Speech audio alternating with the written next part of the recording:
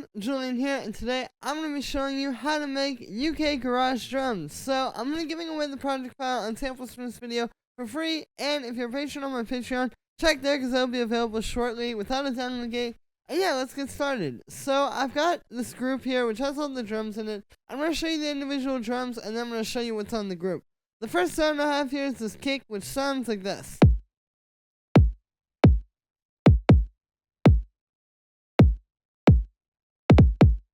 So the way that I made this kick was by taking this kick sample, kind of like a pretty standard, sort of like very warm and bassy type of kick, and basically I brought it in here, and you can see I pitched it up. I've got this playing at F. The root note of this, or the original note, would be C3.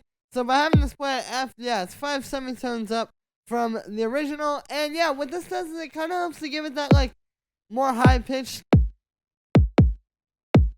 kind of like tighter UK garage type of kick sound. Like usually the kicks in garage aren't like those kind of bigger, like longer, sort of more rumbly kicks. They're like really tight and just kind of sharp like this one is. So like I said, I pitched that up. I've also gone in here and I've shaped the amplitude with this envelope here. You can see we got the decay and sustain kind of set like that.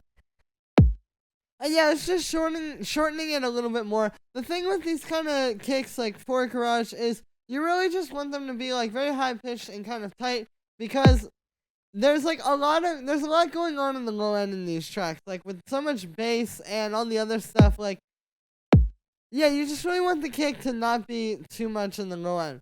So the last thing I did inside of Simpler here is you can see I've got this pitch envelope, and so this is just adding a bit more attack to the kick. If I turn it off, you can hear it still works,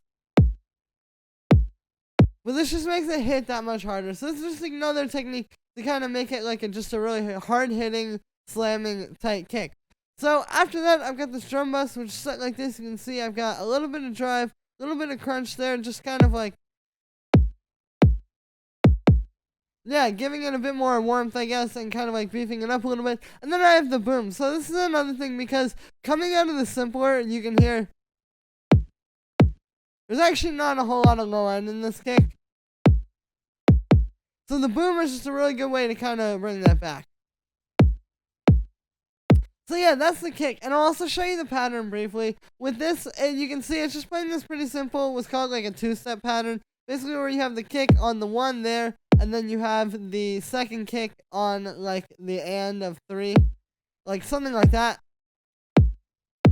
And then you can see I've just got a few little extra notes here, like this one and these two over here. And you can also see with the 16th notes here, this one and this one, that I've swung them a little bit. Like I've kind of pushed them a little bit back behind the note there. And that just kind of helps to give it the like bouncy kind of swingy vibe. I will talk about this more when I get to some of the other percussion. But yeah, that's definitely a very important thing for the garage drums. So the next thing I have here is this 909 hi-hat, which sounds like this.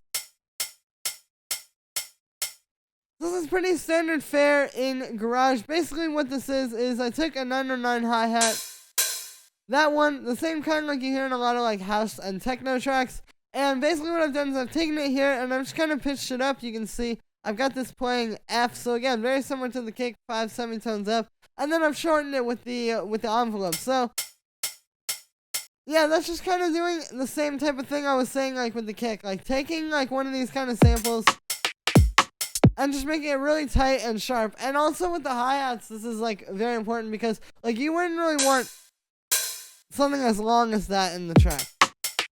But having this just kind of like really tight, high-pitched hi-hat on the upbeats like that, I feel like sounds pretty good.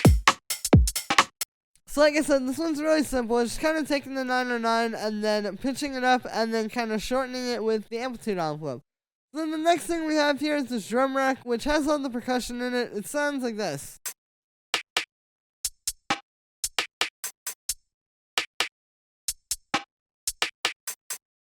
So, like I said, what we've got going on here is just this drum rack. You can see I've got these hi-hats, and then I've got these little percussion samples as well in here. So, this is kind of doing all the, like, extra sort of percussion stuff. If I turn this off,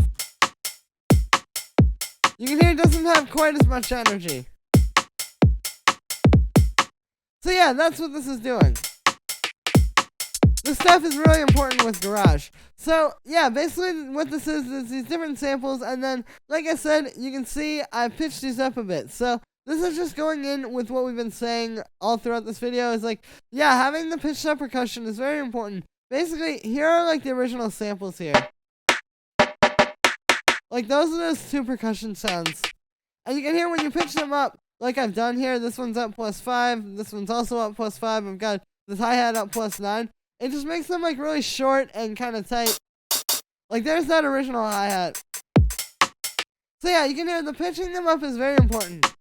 And then the other important thing here is you can see like the swing. Again, I was talking about this with the kick a little bit, but definitely pushing the 16th notes a little bit off the grid, which this is almost all 16th notes, so it's very important with this layer. But yeah, pushing those a little bit behind gives you that really like characteristic, famous sort of garage swing to it. So that is the percussion. The next thing that we have here is this Rimshot, which sounds like this. This is a pretty standard kind of like UK garage Rimshot that you hear in a lot of tracks. What this is I just took this one. This sort of like more realistic kind of like live Rimshot, which was recorded with an actual drummer.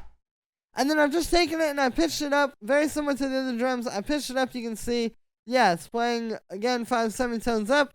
And then I've got it kind of shortened with this amplitude envelope here. So again, very similar technique that we've been using with all these other drums where you can hear I'm just pitching it up and kind of making it really like tight and snappy like that. So then I've got a few effects on here. The first thing I've got is the saturator, which is really just kind of beefing it up. Here's what it sounds like without it. It wasn't really like hitting that hard, but then with it, again, it really helps to like bring out the like crackiness and just make it hit. So with that, I'm just going to drive up a little bit and the bass frequency up a little bit as well. And yeah, it's just really like driving it a little bit harder and bringing it out a little bit more. So then after that, I just have an EQ8 cutting out the low end because there was a little bit of some weird low end stuff you can see and hear with this sample. So yeah, just kind of cutting that out to make room for everything else. And that is it for the individual sounds. So then on the group, I've got a bit of processing. And I'll talk about this briefly. I talk about this a lot in my videos. But basically, to just kind of preface this, here's what this sounds like, all these drums with no processing. And then here's what they sound like with all the processing. So you can hear, this is very important. What this does is it just helps to kind of glue everything together. We're putting all these similar effects on everything. Like I said this in a lot of my videos, but when you put the same effect on everything at once, it helps to make everything sound a lot more together and a lot more just kind of in the same world because you're getting the same effects, and even though they're not the same sounds, it really helps for that kind of stuff. So that's what we're doing here. That's the point of the group processing. So the first thing I've got on here is this drum bus, which is set like this. You can see I've got the drive up a bit, we've got the drive at medium, and then I've got the crunch up a bit. And so this is just kind of adding a bit more kind of texture to the drums. Here's without it. And then with it. Yeah, you can hear it really helps to add that kind of like warmth to them. And this helps to give it like that more kind of old school garage sound as well. Like this sounds a lot more like kind of 90s garage to me when I add this. Because it has that kind of more old school warm sound. Then after that, I've got a bit of compression. You can see I've got the ratio up a bit, so it's kind of a little bit heavier than default. I've got the attack up a little bit, so it's not messing with the transients of any of these. And then you can see I've got the threshold there, so it's not kicking in a whole lot. It's just kind of like helping to flatten out some of those like really hard peaks. And yeah, this really helps to beef it up a bit. If I turn this off, you can hear it's really subtle, but what it's doing, it's just adding a bit more power to everything. So yeah, that's pretty much it for this one. I just want to show you guys some techniques. I've gotten a lot of requests to do a garage video, so here it is. So that is it for today, guys. As usual, make sure to let me know what you think of this video in the comments, and make sure to like this video as well as subscribe. Once again, you can get the project file and samples from this video for free in the description. And if you're a patron on my Patreon, check there because they'll be available. Thank you so much, everybody, and I will see you tomorrow with another video.